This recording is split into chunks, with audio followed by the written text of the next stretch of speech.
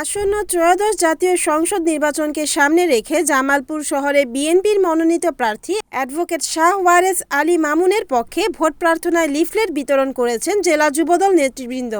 জেলা যুবদলের সদস্য সচিব মোহাম্মদ সোহেল রানা খানের নেতৃত্বে জামালপুর শহরের সফির মিয়া বাজার থেকে শুরু হয়ে বকুলতলা মোড় পর্যন্ত এই লিফলেট বিতরণ কর্মসূচি পালন করা হয়। এ সময় সাধারণ মানুষের মাঝে প্রার্থীর পক্ষে ভোট চেয়ে লিফলেট বিতরণ করা হয় এবং নির্বাচনে অংশগ্রহণের আহ্বান জানানো হয়।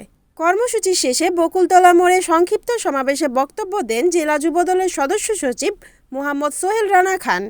তিনি বলেন, জনগণের ভোট ও অধিকার ফিরিয়ে আনতেই বিএনপির এ প্রচারণা অব্যাহত থাকবে।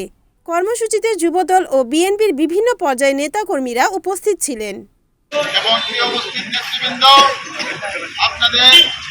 সকলকে যে জিনিসটি বলি, আপনারা সকলে নিজেদের এলাকায়, নিজেদের পাড়া মহল্লায় গিয়ে প্রত্যেকটি জনগণের কাছে, প্রত্যেকটি ভোটারের কাছে গিয়ে আপনারা মামুনের জন্য ভোট যাবেন এবং আমরা 12 তারিখে আমাদের সদর 5 আসনের এমপি প্রার্থী মামুনকে বিপুল করে বিজয়ী করে জাতীয় সংসদে পাঠাবেন। আমাদের জামালপুরের 5টি আসনকেই যেন আমরা বাংলাদেশ জাতীয়তাবাদী দলের সকল অঙ্গ সহযোগী সংগঠন ঐক্যবদ্ধভাবে কাজ করে হাতে হাত রেখে কাঁধে কাঁধ রেখে আমরা 5 জন বিজয়ী করে জাতীয় সংসদে পাঠাতে পারি। আমি আর আমার কথা বলাবো না। আপনারা সকাল থেকে রাতের 8টা পর্যন্ত সকলে যে যেখানে পারেন সকলের কাছে লিফলেট রয়েছে, সবাই যার যার অবস্থান থেকে আপনারা লিফলেট বিতরণ করবেন এবং ধানের শীষের পক্ষে ভোট যাবেন।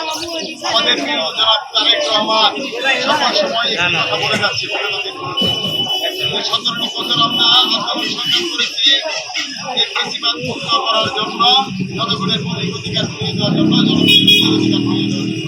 সেই 12 তারিখে আমরা জনগণের ভোটের অধিকার আমাদের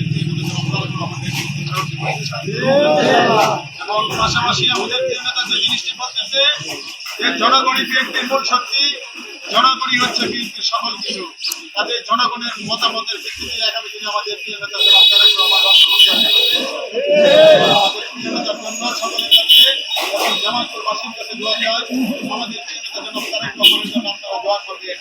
আল্লাহ তাআলা আমাদের জন্য এই বাংলাদেশের স্বাধীন হিসেবে কবুল করে নেন এবং আগামী দিনে এবং সকল সময় যেন জনগণের চিন্তা ভাবনা করে জনগণের কাজ করতে পারে। করে আমি আমার কথা শেষ করছি। শহীদ জিয়া অমর হোক, দেশ বেগম খালেদা জিয়া অমর হোক, তারেক রহমান জিন্দাবাদ। আপনারা যারা উপস্থিত হয়েছেন সকলকে অসংখ্য ধন্যবাদ। প্রিয় দল বিএনপি জিন্দাবাদ। Report Mohammad Rasel Rana, NNTV, Jamalpur.